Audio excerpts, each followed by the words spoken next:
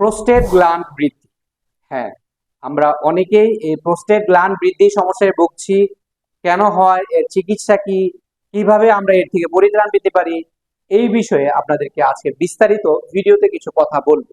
তাই আমরা সুন্দরভাবে আপনাদেরকে এই প্রোস্টেট গ্ল্যান্ড বৃদ্ধির কিছু দিকগুলো এবং কারণগুলো দেখিয়ে তোলার জন্য স্লাইড আকারে গুছিয়ে দেওয়ার চেষ্টা করেছি। এইখানে আপনারা দেখতে পাচ্ছেন যে একটা প্রোস্টেট গ্ল্যান্ড, এখানে কি কারণ হয়েছে এবং কিভাবে এগুলো বৃদ্ধি পায় এই জিনিসগুলো আপনাদেরকে দেখানোর চেষ্টা করতেছি।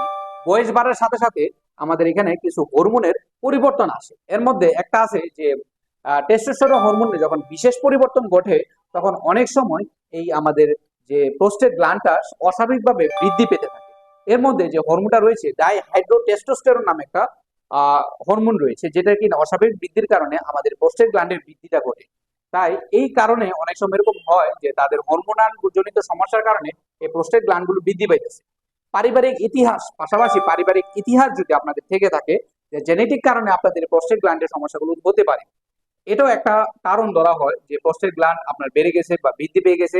এর পাশাপাশি যারা স্থূলতা এবং অনিয়মিত জীবনযাপন করেন, হ্যাঁ, যারা কিনা খাবার লাইফ স্টাইল মেনটেন করেন না, যারা কিনা শুয়ে বসে দিন কাটান, যারা কিনা ওয়ার্ম করেন না, শরীরে হালকা এক্সারসাইজ করেন না, এরকম অস্বাভাবিক জীবনযাপন লিড করার কারণে আপনার এই প্রোস্টেট গ্ল্যান্ড বৃদ্ধি পেতে পারে।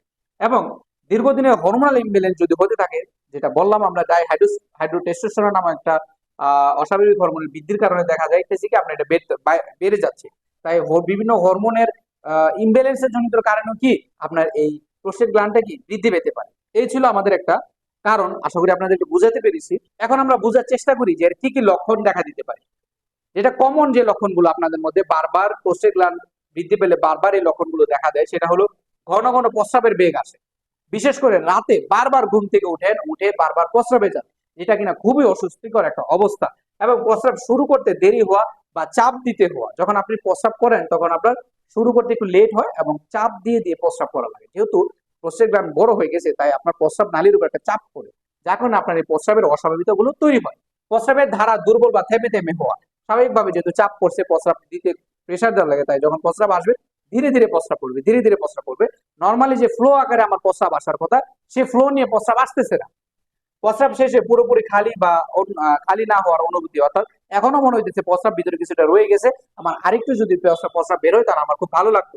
হঠাৎ তীব্র প্রস্রাবের বেগ অনুভব হওয়া, হ্যাঁ, হঠাৎ করে যে প্রস্রাব জমতেছে হঠাৎ প্রচন্ড প্রস্রাবের বেগ আসে। আমি গেলাম প্রস্রাব করতাম, ধীরে ধীরে প্রস্রাব আসতেছে, প্রস্রাবের বেগ আসতেছে না, প্রস্রাব বের হইতেছে না, রাত্রে বারবার প্রস্রাব আসতেছে, বারবার প্রস্রাব ধরার কারণে ঘুমের মধ্যে ব্যাঘাত ঘটতেছে। এই সমস্যাগুলো বারবার আপনাদের দেখা দিবে। আর যখন এই সমস্যাগুলো দেখা দিবে তখন আপনাদের অস্বস্তি বোধ হয়।